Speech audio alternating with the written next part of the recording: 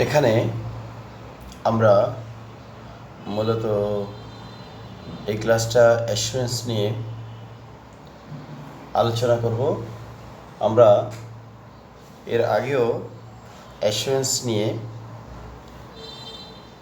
একটা ক্লাস করেছি।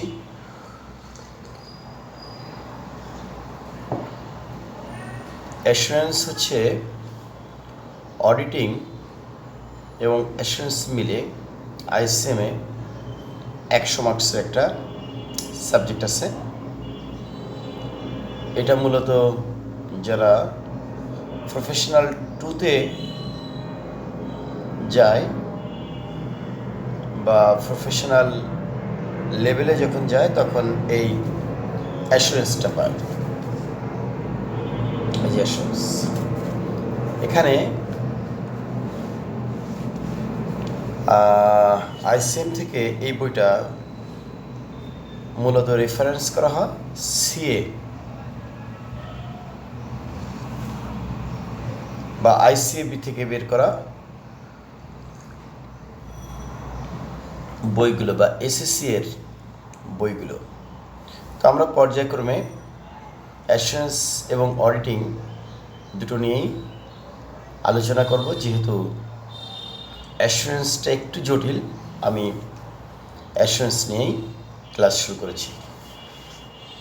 যারা প্রথম ক্লাসে ছিলেন বা কম বেশি আমার লেকচারটা দেখেছেন তারা জানেন যে অ্যাসুরেন্স হলো মূলত অডিটিংয়ের একটা পার্ট।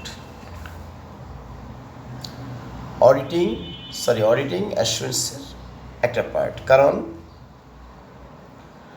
যখন একটা কোনো বিষয় নিরীক্ষা করা হয়, নিরীক্ষার যে বিষয়বস্তু থাকে, যে ব্যক্তিরা এই নিরীক্ষণের সাথে থাকে, সব মিলে একটা নিশ্চয়তার এখানে ব্যাপার থাকে, নির্ভুলতার একটা ব্যাপার থাকে। যিনি নিরীক্ষণ করলেন তার একটা বিষয় থাকে, যিনি এটা ব্যবহার করবেন তার একটা বিষয় থাকে, এবং যে বিষয়ের উপর নিরীক্ষণ করা হচ্ছে সেটার একটা বিষয় থাকে। তাহলে আমরা জানলাম যে মোটামুটি এই তিনটে বিষয় কিন্তু অবশ্যই থাকবে। একটা হচ্ছে পার্টিস, একটা সাবজেক্ট ম্যাটার, আর একটা ক্রাইটেরিয়া বা স্ট্যান্ডার্ড।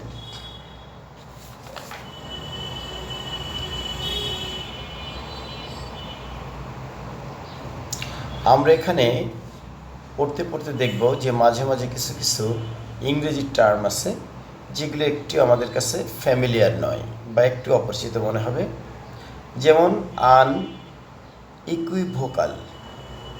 আনইকুইভোকাল, এটা হচ্ছে দ্ব্যর্থহীনভাবে আমরা একটা শব্দ ব্যবহার করি না, যে এটা হচ্ছে বা হবে, এই রকমের যে একটা বিষয়, মানে একটু জোর দিয়ে যে শব্দগুলো আমরা ব্যবহার করি। যেমন আগামীকাল বৃষ্টি হবে, আমরা নিশ্চিত নই, কিন্তু যদি ঝড় বৃষ্টি থাকে, আকাশে মেঘ থাকে, তাহলে আমরা বলতে পারি দ্ব্যর্থহীনভাবে যে আগামীকাল বৃষ্টি হচ্ছে। এই শব্দটা ব্যবহার করা হয় ইংরেজিতে আনইকুইভোকাল বা আনঅ্যাম্বিগুয়াস যে শব্দটা, এটা সেম একই ধরনের শব্দ। তাহলে আমরা দেখলাম যে অ্যাসুরেন্স হলো মূলত নিশ্চয়তা, যেখানে অডিটিংয়ের মতো বিষয়গুলো একজন নিরীক্ষক বা অডিটর যখন একটা কোনো কিছু অডিট করেন বা নিরীক্ষণ করেন, তার যে নিশ্চয়তা চাওয়া হয়, এটাই মূলত অ্যাসুরেন্স। তাহলে আমরা অ্যাসুরেন্সের একটা সংজ্ঞা দেখতে পারি। এখানে আমি আগের ক্লাসেও বলেছি, যেহেতু অ্যাসুরেন্স, অডিটিং, সিএ, আইসিএমএ, এসএসসিএ, সিএস, সীমা, এমবিএ এই জাতীয় ক্লাসে পড়ানো হয়, এই জন্য এটা ইংরেজিতেই আলোচনা করা শ্রেয়। তো সেই লক্ষ্যে আমি আপনাদের সামনে যে ক্লাসগুলো করব, সাধারণত এইসব উপর ক্লাসে ইংরেজিতেই করা হবে। আপনারা যারা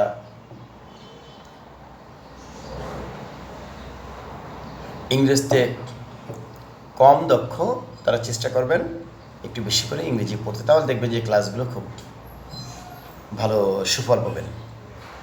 তাহলে আমরা অ্যাসুরেন্সের একটা সংজ্ঞা দিতে পারি।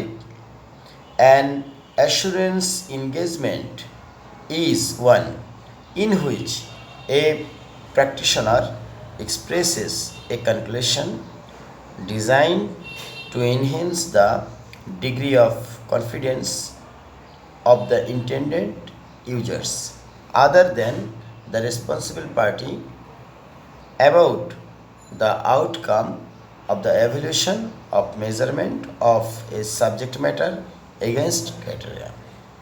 আমরা এখানে কি দেখলাম, একটা নিশ্চয়তা জড়িত হয় is one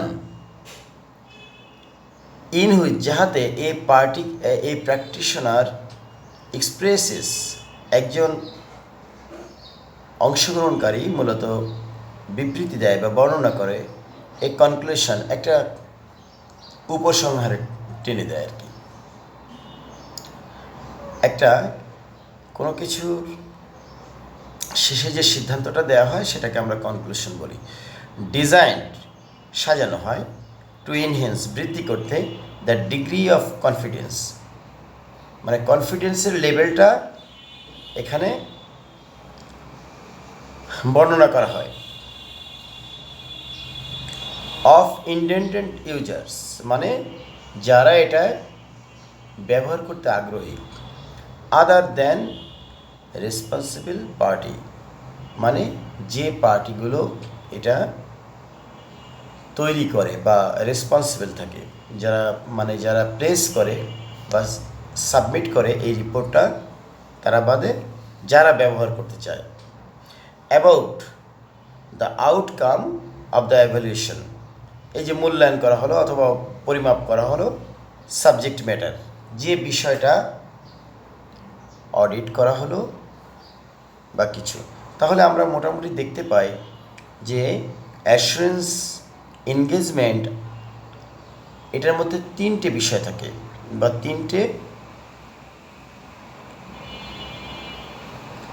three people or groups of people involve in assurance আমরা বলতে পারি। তাহলে কারা থাকে এখানে? The practitioner,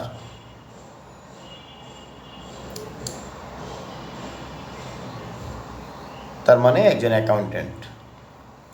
the intended users, মানে আগ্রহী ব্যক্তিরা। দ্য রেসপন্সিবল পার্টি,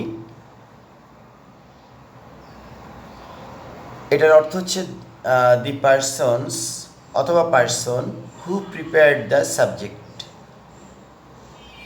ম্যাটার, মানে যারা এটা তৈরি করেন। তাহলে আমরা দেখতে পাই যে এখানে সাবজেক্ট ম্যাটার, সুইটেবল ক্রাইটেরিয়া আছে, আর আছে sufficient appropriate evidence to support the assurance opinion. তাহলে সাবজেক্ট ম্যাটারে কি থাকে? সাবজেক্ট ম্যাটারে থাকবে data, for example financial statement or business projections. System or process, for example internal control systems or computer systems.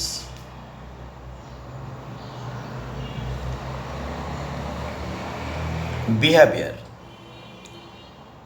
for example social and environmental performance or corporate governance, মানে আমরা যে ব্যবহার বলতে এখানে যেখানে এটা এই সাবজেক্ট ম্যাটারের বিষয়টা ঘটছে সেখানের পরিবেশ অথবা কর্পোরেট কালচার কি এটার সাথে সাবজেক্ট ম্যাটার সম্পর্কিত। সুইটেবল ক্রাইটেরিয়া মানে একটা স্ট্যান্ডার্ড সেট করা। The person providing the assurance must have some things by which to জাজ বা জাজ, যেভাবে আপনারা উচ্চারণ করেন, বাই হুইচ টু জাজ whether the information is reliable and can be trusted. So, for example, in an assurance engagement relating to financial statements, the criteria might be accounting standard, মানে এটা অবশ্যই অ্যাকাউন্টিংয়ের যে একটা স্ট্যান্ডার্ড আছে বা ডবল এন্ট্রি সিস্টেমের যে স্ট্যান্ডার্ড বা একটা মান আছে বা আন্তর্জাতিক মানের যে অ্যাকাউন্টিংয়ের যে স্ট্যান্ডার্ড আছে, বাংলাদেশে সি অ্যাডাপ্টেড বা আইসিএম স্ট্যান্ডার্ড যে অ্যাকাউন্টিং ফলো করা হয় এটা এখানে থাকতে হবে। The practitioner will be able, যারা অংশগ্রহণ করবে তারা সমর্থ হবেন to test whether the financial statement have been put together in accordance with accounting standard, and if they have, then the practitioner can conclude that there is a degree of assurance that they are reliable. তার মানে এখানে একটা there is a degree of অ্যাসুরেন্সের একটা অবস্থান বা degree বা পরিমাণ আছে বা অবস্থা আছে যা রিলায়েবল যোগ্য মানে বিশ্বাসযোগ্য বা আস্থাশীল। In the context of company behaviour, আমরা যদি কোম্পানি বিহেভিয়ার সম্পর্কে তুলনা করি, সুইটেবল ক্রাইটেরিয়া টু জাজ whether something is reliable and can be trusted might be Bangladesh Corporate Governance Code, or if the company has one, its published code of practice. আচ্ছা, এরপরে আমরা দেখলাম যে sufficient appropriate evidence to support the assurance opinion. Sufficient appropriate evidence মানে কি, পর্যাপ্ত পরিমাণে প্রমাণ থাকতে হবে বা দলিলাদি থাকতে হবে এই অ্যাসুরেন্সের অপিনিয়নের পক্ষে। The practitioner must substantiate the opinion that the draws in order that the user can have confidence that it is reliable. যারা ব্যবহার করবে তারা যেন এটা কনফিডেন্সের সাথে বা আস্থার সাথে এটা ব্যবহার করতে পারে বা রিলায়েবল করতে পারে। রিলায়েবল মানে কি, মানে আস্থা বা বিশ্বাস যে না আমি যেটা ব্যবহার করছি এটা সঠিক, ঠিক আছে।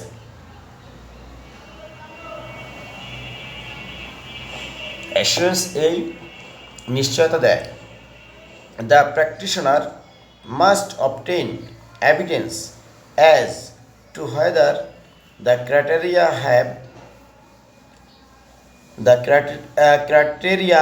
have been met.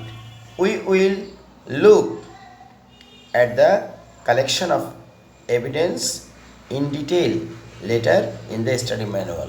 মানে পরবর্তীতে আমরা দেখব অ্যাসুরেন্সের গভীরে যাব। তাহলে ভিডিওটা আমরা আর লম্বা করব না।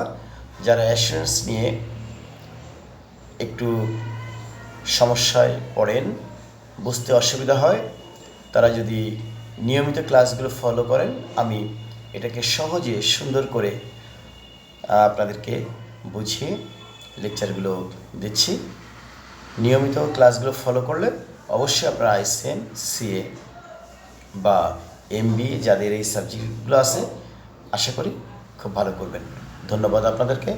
আসসালামু আলাইকুম।